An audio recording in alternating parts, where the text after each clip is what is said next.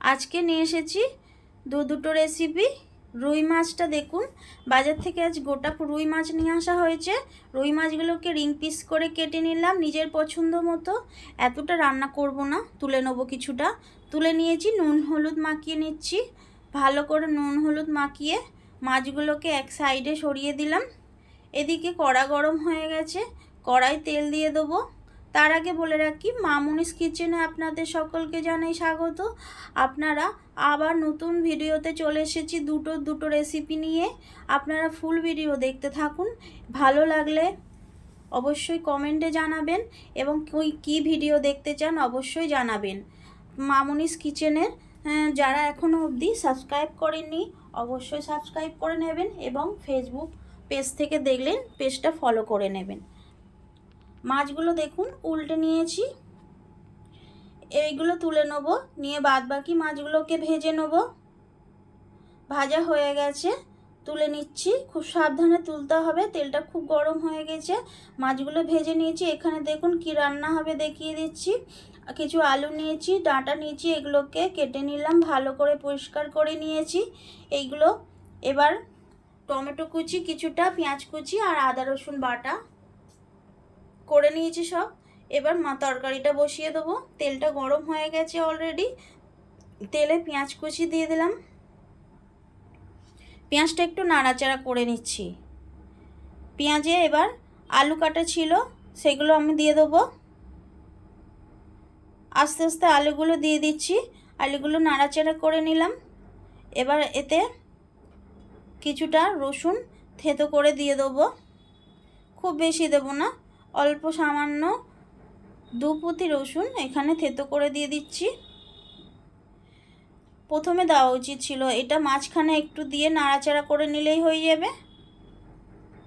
দেখুন, আপনারা এটা না চাইলেও দিতে পারেন, না দিতে পারেন। নাড়াচাড়া করে নিচ্ছি ভালো করে। এতে নুন আর হলুদ দিয়ে দেবো। আলুটা কষতে থাকুক। এদিকে কিছু মশলা দিয়ে নিই। এতে দেবো ঝালের গুঁড়ো, সামান্য হলুদ গুঁড়ো আর সামান্য পরিমাণে নুন। মশলাগুলো সব দেওয়া হয়ে গিয়েছে। এবার এতে সামান্য পরিমাণে জিরেও দিয়ে দিলাম। মশলাগুলোকে একটু কষাকষি করে নেবো ভালো করে। ভালো করে নাড়াচাড়া করে নিচ্ছি।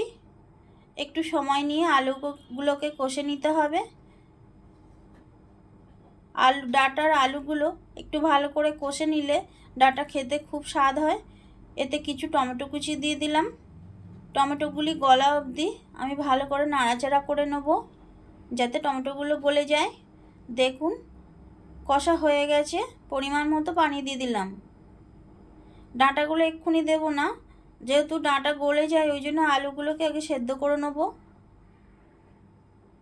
আলুগুলো সেদ্ধ হয়ে গিয়েছে, দেখুন ডাঁটাগুলোকে দিয়ে দিচ্ছি। এবার ডাঁটাগুলো দিয়ে ভালো করে মিশিয়ে নেব।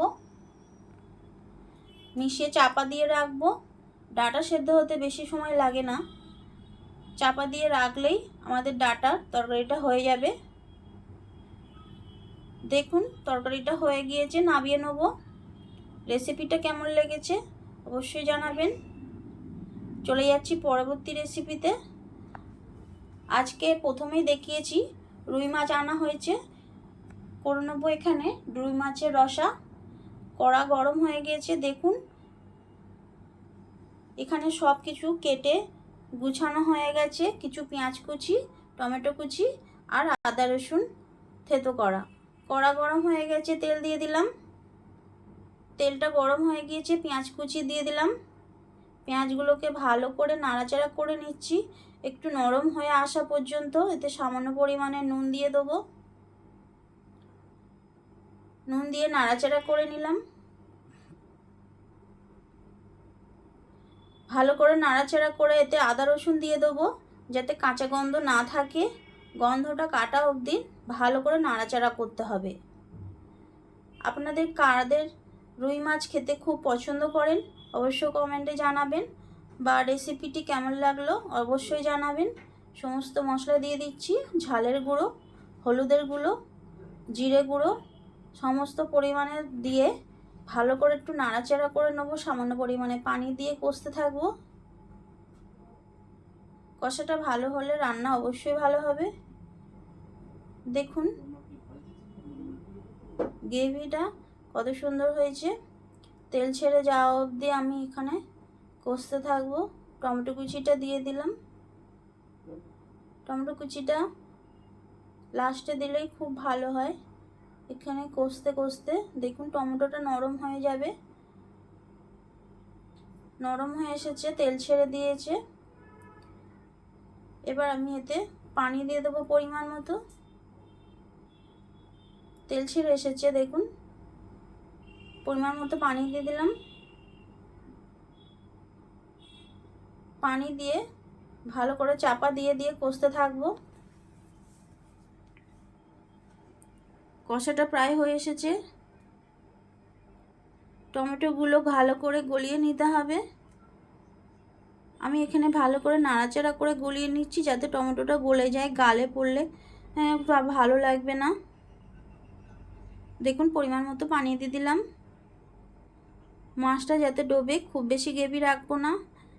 মাছের রসাটা একটু গামাখা মাখা হবে, খুব বেশি ঝোল খুব ভালো লাগবে না। ঝোলটা ফুটতে দেবো, চাপা দিয়ে দেবো।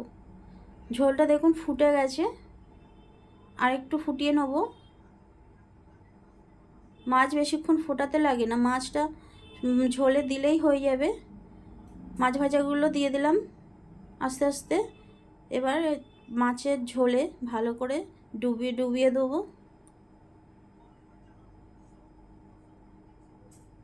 দেখুন আমাদের রান্নাটা কিন্তু প্রায় হয়েই গেছে, আপনারা বুঝতে পারছেন। আর বেশিক্ষণ ফোটাতে লাগবে না, ঝোলটা অনেকটা আছে, এটা ঝোলটা টেনে যাবে। দেখুন মাছের রান্নাটা ঝোল কেমন রং হয়েছে। নামানোর পরে কালারটা আরও সুন্দর হবে। ঝোলটা প্রায় হয়ে এসছে।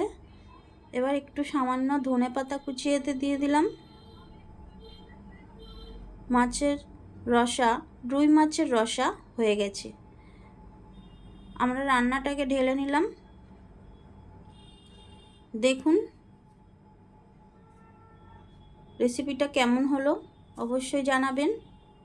কত লোভনীয় হয়েছে দেখুন। ভালো লাগলে সাবস্ক্রাইব করবেন, পাশে থাকবেন এবং নিত্য নতুন রেসিপি দেখার জন্য অবশ্যই কমেন্টে জানাবেন। ফিরে আসছি পরবর্তী পর্বে নতুন কোনো রেসিপির সাথে।